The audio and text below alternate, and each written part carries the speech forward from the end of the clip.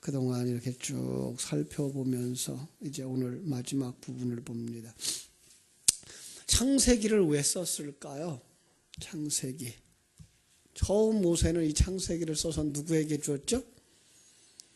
출애굽한 이스라엘 백성들에게 너희들이 출애굽한 이것이 무엇이냐를 가르쳐 주기 위해서 이제 하나님의 계시를 받아 역사 속에, 그리고 자기 선조들이, 그리고 그들이 기억지도 못하는 창조의 그 시간들을 기록하면서 그걸 어떤 각도에서 썼어요? 너희들이 이렇게 구원받은 거야 라고 하는 그 구원을 설명하기 위해서 쓴 거예요. 이제 이 책은 우리에게 와졌어요. 우리에게 무엇을 설명하려고 온 책일까요? 바로 여러분과 내가 구원받은 건 바로 이런 내용이야를 가르쳐 주기 위해서예요. 그래서 이제 우리가 요셉을 그리스도를 상징하는 분, 그죠? 그리스도를 예표하는 자, 그렇게 했어요. 그래서 그리스도로 말미암은 구원, 이스라엘 백성들의 구원의 완성 부분에서 가장 중요하게 역할을 하고 있는 분은 누구예요? 이 요셉인 것을 알려주는 내용이 여기서 기록되어 있는 거예요. 그 다음에 이제 출애굽기의 내용을 통해서 출애굽기, 레위기, 민수기, 신명기까지를 쭉 써면서 이제 그걸 통해서 뭐예요? 또 이스라엘 백성들이 어떻게 구원받은 것이며 이 과정을 통해서 무엇이 완성되어져 가는 것인가를 그려주고 있어요. 이게 모세가 쓴 5권의 책이에요. 그런데 놀라운 사실은 모세가 쓴 책과 여호수아가 썼다고 기록하는 여호수아서의 내용 속에 있는 내용이 아주 한 사람이 쓴 것처럼 이렇게 요셉의 출애굽과 요셉의 뼈를 메고 나가는 것과 요셉을 이제 가나안 땅에 들어가서 장사하는 그 약 450년에 한 500년 정도에 걸린 이야기를 출애굽기부터 시작해가지고 여호수아에서 마치면서 그 내용을 쭉 써서 그 출애굽의 전체가 누구로 완성돼요? 요셉의 장례 속에 들어가 있는 그림이다라고 하는 걸 우리에게 보여줄 때 정말 우리는 참 하나님이 그 계신 것과 성경을 하나님이 기록했다고 하는 걸 인정할 수밖에 없는, 정말 너무 놀랍구나. 야, 성경은 이렇게 놀랍구나. 각각의 다른 환경 속에서 쓴 사람들도 있어요. 이제 물론 이제 창세기부터 요한계시록까지 보면 더하죠. 약 1600년에 걸쳐서 쓴 책.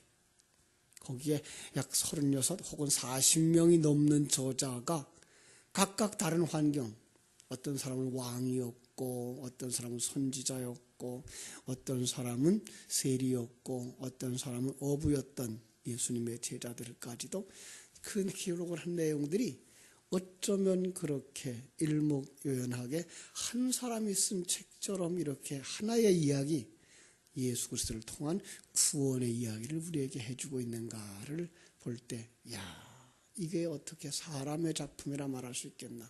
이건 하나님이 쓰신 거야 라고 우리는 고백하면서 성경을 하나님의 말씀으로 믿고 그 속에 1.1획도 우리는 가감할 수 없는 정확무어한 하나님의 말씀이다라고 보게 되는 거죠. 그런데 놀라운 건 문자대를 그대로 보면 틀린 게 너무 많아요. 문자대로 그냥 볼 수 있는 책이 아니고 그 속에 어떤 의미들을 담아가지고 우리에게 그 구원에 관한 얘기를 하고 있기 때문에 틀림이 없는 이야기지, 문자대로만 보면 성경은 틀린 내용이 너무 많아요. 그리고 막 동사도 주어와 맞질 않아요. 주어가 복수면 동사도 복수해야 되는데 주어는 이제 단수고 그 목적어는 동사는 이렇게 복수고 이런 얘기가 나와요. 그러니까 앞뒤가 어떤 거 안 맞아요. 그런 것들도 우리는 이제는 알죠. 그 한 분 속에 있는 우리라고 하는 이야기를 우리가 거기서 볼 수가 있게 되는 이런 영적인 해석들을 할 수 있는 거죠. 자, 요셉이라고 하는 말 그 자체, 무슨 뜻이죠? 여호와께서 더하신다. 자, 이 의미도 무언가 그랬어요. 옛날에는 하나님이 더하신다. 뭘 더하실까? 우리에게 의의 옷을 덧입혀주는 그 이름이 바로 요셉이에요. 예수 그리스도의 의를 우리에게 덧입혀주기 위해서 오신 것처럼 요셉은 우리의 그 모든 허물과 죄를 덮어주어서 우리에게 생명을 더하시는 분으로 나타나는 것을 볼 수가 있어요. 야곱의 12아들 중에 11번째, 그래서 그가 30장에서 출연하죠. 창세기 30장 한번 갈까요? 창세기 30장 22절부터 한번 봅니다. 30장 22절.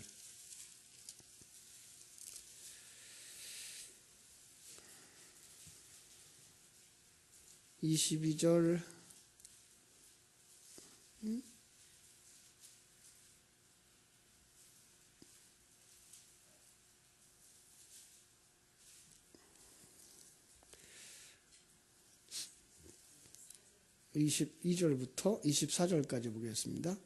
하나님이 라헬을 생각하신지라 하나님이 그의 소원을 들으시고 그의 태를 여섰으므로 그가 임신하여 아들을 낳고 이르되 하나님이 내 부끄러움을 씻으셨다 하고 그 이름을 요셉이라 하니 여호와는 다시 다른 아들을 내게 더하기를 원하노라 하였더라. 맞아, 여기서 이름의 내용으로 보면 요셉이 뭐예요? 12번째까지도 더해 줄 것을 보아서 이름을 요셉이라 했다. 그러는 의미로 이제 쓰여졌죠. 그죠? 예. 요셉이 출생하면서부터, 그런데 25절, 라헬이 요셉을 낳았을 때에 야곱이 라반에게 이르되 나를 보내어 내 고향 나의 땅으로 가게 하시되, 요셉을 낳을 때, 요셉이 태어나자 라반이 어디로 돌아갈 생각을 해요? 고향으로 돌아갈 생각을 해요. 네. 이 그림을 그대로 탕자의 비유로 말하면, 탕자가 하나님의 은혜를 입고 나서 자기가 살고 있는 곳이 어딘 줄 발견해요? 돼지우리간인 걸 발견하게 되고, 그리고 거기서부터 아버지 집을 바라다 보게 되는 거죠. 고향으로 돌아갈 땅.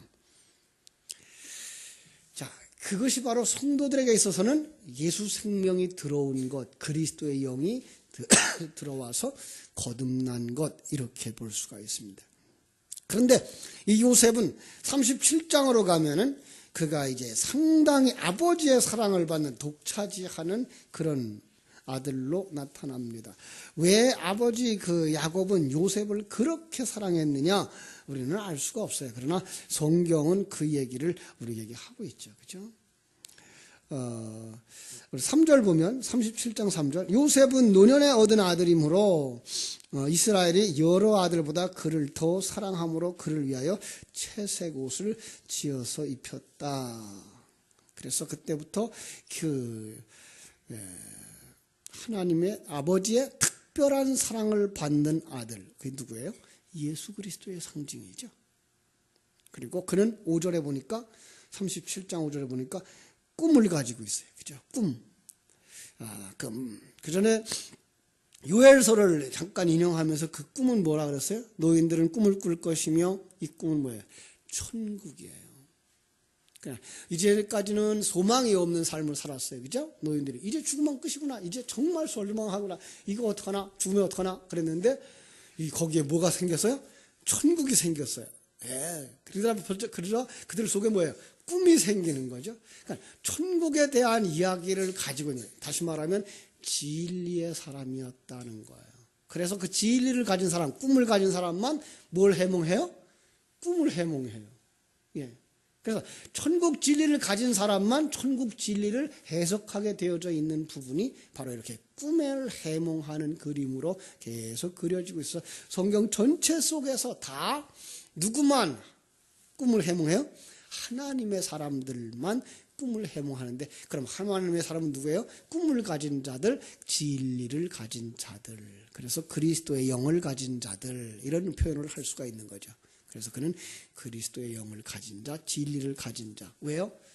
그는 이 땅에 와서 인간의 몸을 입고 살았지만 한 번도 자기를 드러낸 적이 없는 특별히 그 공생의 3년 반 동안은 한 번도 자기의 뜻대로 살지 아니한, 그래서 그걸 갖다 뭐래요? 하나님의 형상이라 그랬죠. 자기를 다 비우고 하나님이 드러나고 있어요. 그게 바로 예수 그리스도죠. 그래서 꿈을 가진 자. 그런가 하면 37장 2절에서 이런 말씀을 볼 수 있어요. 그가 그들의 잘못을 아버지께 말하더라. 고자질하는 사람으로 나타나고 있죠. 예? 그렇죠? 그 다음에 14절에 보면 이스라엘이 그에게 이르되 가서 네 형들과 네 양떼가 다 잘 있는지를 보고 돌아와 내게 말하라 하고 그를 헤브론 골짜기에서 보내니 그가 세겜으로 가니라. 아버지가 그에게 준 사명이 뭐예요? 가서 네 형제들 돌아보아라. 네 형제들은 누구예요? 내 양이에요. 예. 그리고 그들의 형편을 내게 다 고하라. 이거 하나님이 누구에게 준 사명이에요? 예수 그리스도에게 주신 사명이에요. 예. 이렇게 성경은 재미있게 그려져 있어요. 그죠? 그리고 37장 12절에서 그들은 뭐예요? 12절부터 쭉 이제 그 38절까지 형제들에 의해서 팔려가는 그림이 나오죠. 자, 형제들에 의해서 팔려가요.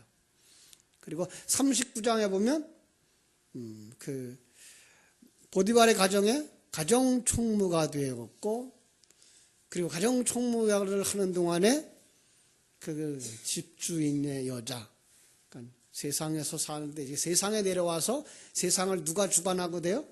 세상을 이제 그리스도가 주관하고 살아요. 그래, 이 역사는 지금 시작부터 끝까지 누가 주관하는 역사다? 예수 그리스도가 주관하는 역사다. 예. 그런데 거기서 누구의 유혹을 항상 받아요? 이 땅의 주인들의 유혹을 항상 받아요. 그게 뭐예요? 동침하자예요. 성경 속의 동침하자는 뭐예요? 나와 하나 되자라는 거예요. 그죠? 내 말대로 들어. 그러면 내가 이걸 다 줄게. 어디에서 봤어요? 마태복음 4장에 나오는 예수님의 시험당하는 모습에서 우리는 볼 수 있죠. 그런데 세상 사람들은 그 유혹에 빠져서 세상과 짝하게 되고 세상을 사랑하게 되지만, 누구는? 그리스도는 그 시험을 다 이기고, 그죠? 거기서 벗어나요. 그런데 거기서 벗어났더니 요셉에게 온 건 뭐예요? 상급이었나요? 아니었어요. 오히려 모함을 쓰고 어디까지 내려가요? 감옥에 들어가요. 이게 이제 40장의 얘기죠. 그래서 39장 19절부터 23절. 예. 그런데 놀라운 사실은 그 39장 앞에 부분, 마지막 부분에서 하나님이 누구와 함께 하셔요? 요셉과 함께 하시니 그를 형통케 하셨더라. 거기다 형통이라는 말을 써요. 그래서 성경 속에 나오는 단어들은 우리 세상 속의 개념으로 해석하면 안 되죠. 형통이 뭐예요? 우리는 그냥 아무 어려움 없이 순탄하게 고속도로 같이 평평하게 쭉 가는 것, 이게 형통이라고 여겨지는데, 성경 속의 형통은 하나님이 계획한 대로 가는 거, 이게 형통이에요. 제가 또 오해하지 말라고 내가 드릴 말씀이 있죠. 하나님이 지켜주시고 보호하심, 이건 어떤 거예요? 똑같은 생각이죠. 하나님이 지켜주시면 우리에게 뭐가 없어요? 우리가 그냥 아무 어려움도 없이 사단의 유혹도 받지 아니하고 병도 나지 아니하고 어려운 일도 만나지 아니하고 살아가는 걸 하나님이 지켜주심이라 그러는데, 그건 아니에요. 그건 세상적 개념이고, 하나님이 지켜주심은 우리로 하여금 하나님을 부인하지 아니하도록 우리를 지켜 보호해 주시는 것. 예, 그렇습니다. 그래서 스데반이 돌에 맞아 죽을 때 예수님이 일어났어요. 어디에 일어나신 거예요, 여러분? 예수님은 어디 계셔요? 저 멀리 계셔요? 여기 계시다니까요. 영의 세계에. 여기 계셔서 일어나 계셔요. 뭐 하고 있는 거예요? 지키는 거예요. 그럼 돌에 안 맞았어요? 아니요. 돌에 맞았어요. 죽었어요. 근데 어떻게 지킨 거예요? 그의 믿음을 정말 하나님은 없어 라고 부인하는 자리로 내려가지 않도록 지키신 거예요. 이게 하나님의 지킴이에요. 예. 이걸 갖다가 신학적인 용어는 성도의 견인이라는 말을 써요. 하나님이 마지막까지 끌고 가시는 거예요. 지켜 보호해서. 그럼 세상의 유혹은 어떤 걸 가지고 유혹하겠어요? 여기서부터 넘어지라고. 옛사람 죽이고 옛사람 벗어버리고 새사람 입고 다 텅텅 비어지고 하나님의 사람으로 완성되어지는 그 과정 속에서 사단은 어떻게 유혹하겠어요? 세상은 어떻게 유혹하겠어요? 내게 저래. 그러면 내가 다 줄게. 이거 가지고 유혹하죠. 그죠? 뛰어내려. 그러면 너가 참 높은 자가 될 거야. 너 자신을 증명해봐. 네 자신 잘났다고 해봐. 이거 가지고서 유혹하는 거예요. 근데 우리는 자칫 오해하면 그걸 추구하러 가는 것이 종교고 그것을 추구하러 가는데 나를 돕는 자들이 하나님이라고 생각을 하는 거죠. 아니요. 그건 세상적이고 종교적인 색깔일 뿐이에요. 기독교의 복음은 그렇지를 않아요. 기독교의 복음은 정말 내가 어디까지 내려가요? 십자가 지고 죽는 곳까지. 왜 그래요? 예수님의 삶을 살고 있기 때문에 그렇습니다. 그렇죠? 그래서 감옥으로 내려갔는데 성경은 그를 형통케 하였더라고 말하는 거예요. 왜? 하나님의 계획대로 하나하나 이루어져가는 예수 그리스도의 삶을 살고 있기 때문에. 그리고 지금 우리도 그 삶을 살고 있는 거예요. 이걸 볼 수 있어야 돼요. 그랬더니 거기서 술 맡은 관원장과 떡 맡았던 관원장들의 꿈을 해석해 주죠. 자, 이게 오늘 우리들이 이 세상을 보는 눈이 있어야 돼요. 이 세상을 보면 어떻게 봐야 돼요? 구원받을 자들을 볼 수 있어야 되고 뭐 할 수 있는 사람이요? 지옥에 갈 사람들을 볼 수 있는 거죠. 사람 보고 그걸 판단하려고 하지 마세요. 우리는 뭘 가지고 판단해요? 꿈을 가지고 판단한다니까요. 진리를 가지고요. 참된 진리를 가지고 있는 자, 그는 뭐예요? 그는 진리를 해석하는 자고 그는 진리와 함께 천국으로 완성되는 자고 그 진리의 삶을 살지 아니하고 자기를 위하여 살았던 사람, 여기에요. 떡 맡았던 관원장은 자기를 위하여 살았던 사람을 상징하고 나오고 있고요. 술 맡았던 관원장은 그 왕을 위하여 살았던 자로 나오는 거예요. 예. 여러분은 왕을 위해 사는 자입니까? 자기를 위해 사는 자입니까? 자기를 위해 사는 자는 정한 날에, 그죠? 3일 후에요. 정한 날에. 그리고 자기 일생이 다 마치면이에요. 그리고 그는 일생토록 자기를 위해서 산 자, 일생토록 하나님을 위해서 산 자, 이런 개념이 3이라는 숫자 속에 달려져 있는 거예요. 그래서 그렇게 일생토록 왕을 위해서 산 자는 복귀되어지는 것이고, 일생토록 자기만을 위해서 산 자는 지옥으로 내려가는 그림을 여기다 그려주고 있었어요. 그렇죠? 그리고 그가 41장에 와서는 이제 바로의 꿈을 해몽해 주죠. 그때 나이가 30세. 그래서 예수님이 공생애가 시작되어진 바로 그 나이. 그리고 41장 37절에서 그는 이제 애굽의 총리가 됩니다. 그리고 총리가 돼서 어떤 일을 하나요? 1인 아래 만인 위에 있는 삶. 그죠? 1인 아래. 1인 누구예요? 아버지 하나님 아래. 그리고 세상 만물 위에 있는 자로서의 역할을 하는 거예요. 그런데 그 역할이 뭐예요? 그들의 모든 것들을 다 사서 누구에게 드려요? 왕에게 드리는 삶. 그들은 뭐 할 수밖에 없어요? 그 속에 자기 백성들은 다 그것을 팔아 뭘 사요? 양식을 사는 삶. 이걸 마태복음 13장 44절에서는 자기 것을 팔아 그 밭을 사요. 그 밭에 뭐가 있어요? 보물이 있기 때문에 이 삶이에요. 그런데 그 일을 누가 시키고 있는 거예요? 그리스도가 시키고 있는 거예요. 그래서 오늘 우리들로 하여금 천국을 가지려면 어떻게 하라고요? 세상 걸 다 팔아. 그게 지금 그들이 양식을 얻기 위해서 뭘 파는 거예요? 양식을 얻기 위해서 돈도 팔고 가축도 팔고 땅도 팔고 마지막에 뭐까지 팔아요? 자기 생명까지도 팔아서 이제부터는 그들이 누구의 종이 되어버려요? 왕의 종이 되는 자리로 가는 거죠. 이게 구원의 이야기거든요. 그렇게 보지 아니하고 매점매석해가지고 백성들을 가난에 빠지고 궁지에 몰아넣는 사람이라고 그러면 이건 하나님의 백성이 할 일은 아니죠. 이걸 바로 영적으로 보아서 바로 그리스도가 우리를 사서 하나님에게 드리려고 하는 그 그림으로 보실 때에만 정말 그 요셉의 행위가 하나님의 아들 예수 그리스도의 사역인 걸로 보여질 수가 있습니다. 그래서 요셉은 그리스도를 예표하고 우리를 어디로 데려가요? 양식이 풍족한 곳, 천국으로 데려가는 거예요. 자, 그 그림 탕자의 비유 속에서는 누구라고 나와 오지는 않아요. 그죠? 그런데 그가 말하는 그 말 속에 이런 내용들이 다 들어있죠. 그죠? 아버지 집에는 뭐예요? 양식이 풍족해요. 거기 뭐 있어요? 양식이 풍족한 품꾼도 있어요. 그래서 그가 돌아가서 뭐 해달라 그래요?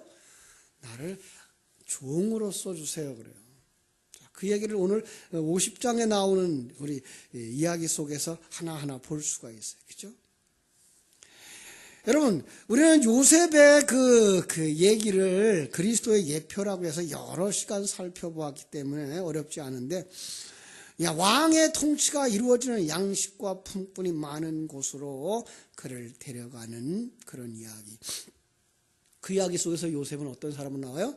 아버지의 사랑을 받는 예수 그리스도. 그렇죠? 그래서 12아들의 형제로 오셔요. 우리들의 형제로 오셔요. 우리들의 친구로 오셔요. 그렇죠? 그러나 형제들의 미움을 받아 미움을 받아 그건 뭐예요? 영접지 아니했다. 요한복음 1장 11절에 보면 형제들의 영접을 받지 않아요. 자기 백성도 영접지를 않아요. 이사야서 53장 3절에 보면 실어 버림바 되었다. 그래서 나중에 뭐예요? 예수를 팔죠. 그죠? 어떻게 팔아요? 자기 형제들이 팔아요. 아니, 예수 그리스도가 이 땅에 우리의 형제가 되려고 왔는데 우리가 예수를 팔아요. 어디서 우리가 공부했죠? 본디오 빌라도에게 고난을 받으사 십자가에 못 박혀 죽으시고라고 하는 말씀을 공부할 때 그 말씀을 드렸죠. 본디오 빌라도에게 고난을 받으사. 본디오 빌라도가 누구였어요? 왜? 내가 주인 되어지고 내가 왕 되어지고 나 생명을 위해서 무엇이든지 이용해 먹으려고 하는 그가 예수를 십자가에 못 박은 거죠. 그렇죠? 예수를 죽여요. 지금도요. 어디서? 여러분의 삶 속에서 예수님과 같이 십자가 지고 가고 있는데 예수님을 계속 박해요. 진리를 계속 묵살시켜요. 이게 뭐예요? 그리스도를 못 박는 거예요. 그런데 그 그리스도를 못 박고 그리스도를 핍박하고 진리에 대해 거부하면서 그 진리는 나를 먹어요. 예. 놀라운 은혜죠. 자, 그 예수 그리스도는 이 땅에 오셔서 세상의 종 노릇하고 그리고 감옥에 내려가죠. 지옥에까지 내려가. 어디게요? 죽음이죠. 그래서 3일 동안 뭐예요? 암흑 속에 들어가 계시는 그림으로 나오는 거죠. 그걸 갖다가 히브리서 4장에서는 뭐예요? 그는 우리의 체휼하시고 우리를 그래서 우리의 삶을 다 겪으시고 해요. 다 겪으시죠. 어디서? 창세전에 겪으시고 지금 우리 속에서 겪으시고. 그래서 우리를 체휼하는 자예요. 우리를 너무 잘 알아요. 왜? 우리와 같이 십자가 지고 우리의 인생길을 가고 계시니까요. 그렇습니다. 그리고 그 예수 그리스도의 십자가의 죽음과 부활 사건을 통해서 자기를 판 형제들을 양식이 풍족한 곳으로 데려가 그들에게 생명을 주는 그림. 그 마지막 그림이 오늘 우리가 읽었던 부분이에요. 그렇죠? 자, 우리 한번 본문으로 가서 보겠습니다. 50장 이제 17절 18절 너희는 이같이 요셉에게 이르라. 내 형들이 내게 악을 행하였을지라도 이제 바라건대 그들의 허물과 죄를 용서하라 하셨나니 당신 아버지의 하나님의 종들인 당신 아버지의 하나님의 종들인 우리 죄를 이제 용서하소서. 자기들 뭐라 그래요? 당신 아버지의 하나님. 그러니까 야곱의 하나님이죠. 하나님의 종들, 이제 우리는 하나님의 종들이라고 말하고 있고요. 용서하소서. 그들이 이제 뭘 알아요? 하나님을 알아요. 그래서 그때에 그 앞에 나와서 용서하소서, 자기들의 죄를 알고 용서하소서라고 이제 고백하는 거죠. 어떤 죄를 용서해야 돼요? 첫 번째는 하나님 떠난 죄. 두 번째로는 우리 일생 속에서 십자가 지고 가면서 예수님을 십자가에 못 박았던 죄. 요셉을 괴롭혔던 그 죄. 그랬더니 요셉이 이제 울면서 뭐라 그래요?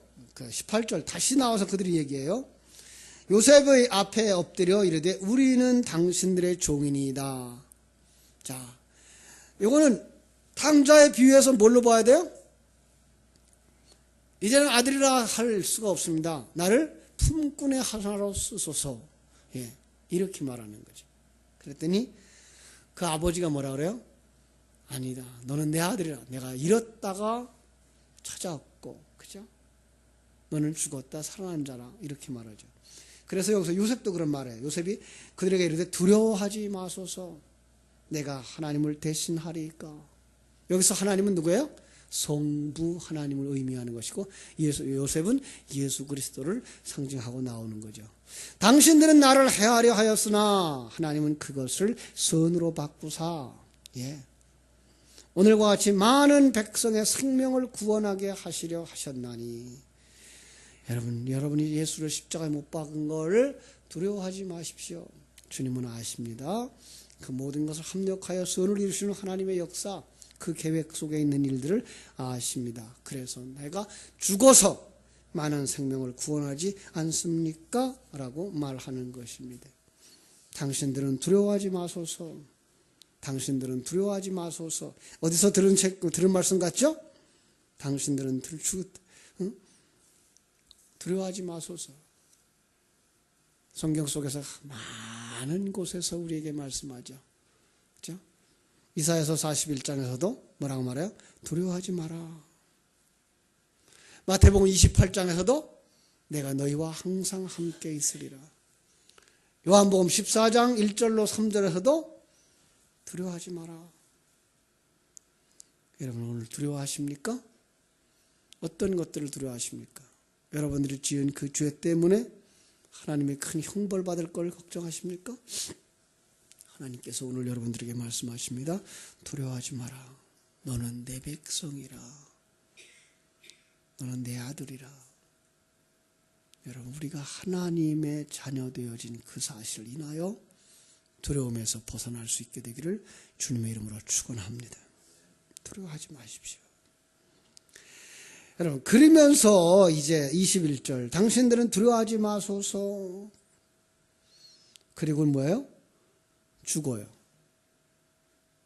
자, 성경에 이렇게 귀한 말씀을 주셨는데 그 일을 이루어서 그들의 삶 속에서 그들을 지키시고 보호하시는 모습이 보이지 아니하고 뭐가 보여요? 곧바로 요셉이 죽는 모습이 그려져 있어요. 어떻게 생각해야 돼요? 예수 그리스도의 죽음은 요셉의 죽음을 예수 그리스도의 죽음으로 본다면 예수 그리스도의 죽음은 뭐예요? 영의 영역으로 들어가심이에요. 그냥 멀리 떠나버리는 예수 그리스도가 아니에요. 예수가 죽어서 어디 계세요? 우리 곁에 계세요. 영의 영역에 계시다니까요. 예. 그래서 두려워하지 마라. 내가 너와 함께 함이라가 이게 확실한 약속인 거죠. 그분이 지금 어디 계세요? 여러분과 함께. 진리의 말씀으로 여러분 안에. 영의 영역에서 여러분 곁에. 그래서 우리가 찬송할 때 나의 등 뒤에서 우리 찬송이 있죠? 그런 말씀처럼 우리 곁에 늘 계신 것을 여러분 느끼셔야 돼요. 이게 영의 영역이에요. 우리 육신의 눈으로 보이지 않아서 그렇지 영의 영역 바로 여기에 예수님 계셔요. 안 계신 곳 없이 예수님은 계셔요. 이제 영의 영역이기 때문에. 그렇죠? 그래서 뭐 한다고요? 당신과 당신의 자녀들을 기르리이다. 양육하겠다는 거죠. 뭘로? 양식을 먹여서. 어떤 양식? 영의 양식을 먹여서. 그렇죠? 그렇습니다. 참으로 우리 하나님은 놀라우신 분입니다.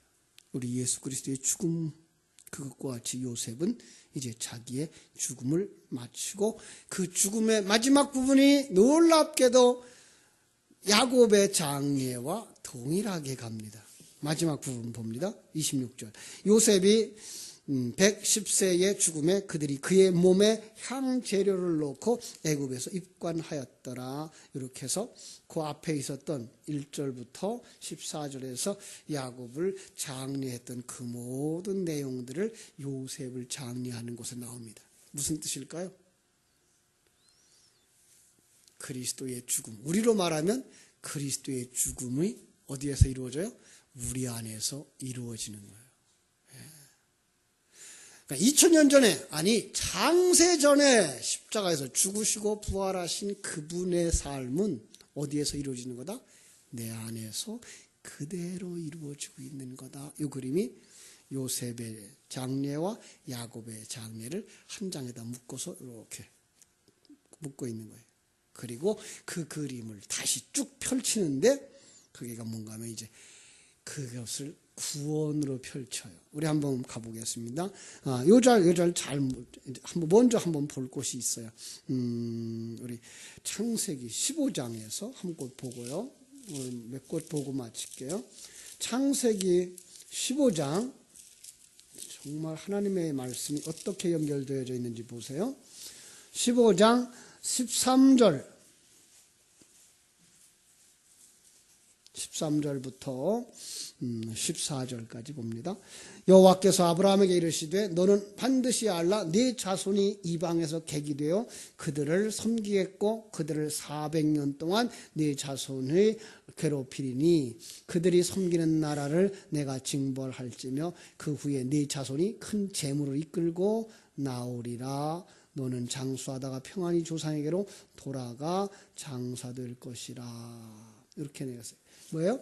네 자손이 큰 재물을 이끌고 나오리라. 그래놓고 이제 오늘 50장 26절에서 요셉이 장사돼서 입관되어지죠. 그러면서 입관되어질 때 뭐라고 부탁하죠? 25절. 요셉이 또 이스라엘 자손에게 맹세시켜 이르기를 하나님이 반드시 당신들을 돌보시리니 당신들은 여기서 내 해골을 메고 올라가겠다 하라. 해골을 메고 올라가라. 그래요. 그 다음에 출애굽기 13장 19절 보죠. 출애굽기 13장 19절. 모세가 요셉의 유고를 가졌으니 이는 요셉이 이스라엘 자손으로 단단히 맹세하게 하여 이르기를 하나님이 반드시 너희를 찾아오시리니 너희는 내 유고를 여기서 가지고 나가라 하였음이더라. 그들이 이제 유고를 이제 해골이죠. 유골이라고 그랬어요. 그죠? 유골을 이제 다 캤어요. 그래서 그것을 들고 출애굽을 하는 거죠. 그래서 이제 14장에서 홍해를 건너서 쭉 지나가. 광야 40년 동안 그들은 그 유고를 그대로 데리고 가지고 댕겨요. 그리고 요단강을 건너서 이제 가나안 땅에 들어가. 여호수아서 24장, 여호수아가 마지막 마치는 24장, 우리 한번 볼게요. 32절.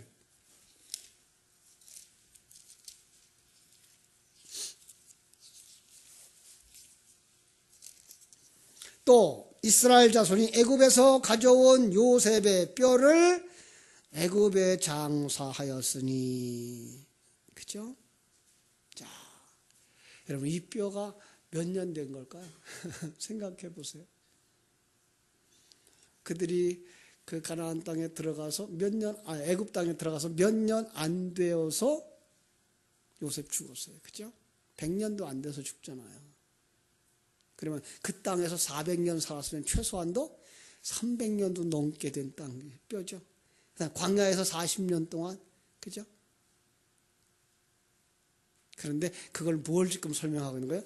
출애굽의 시작, 출애굽의 언약, 출애굽의 과정, 그리고 출애굽의 완성을 뭘로 싸고 있어요? 요셉의 유골로 싸고 있는 거예요. 이게 출애굽이란다.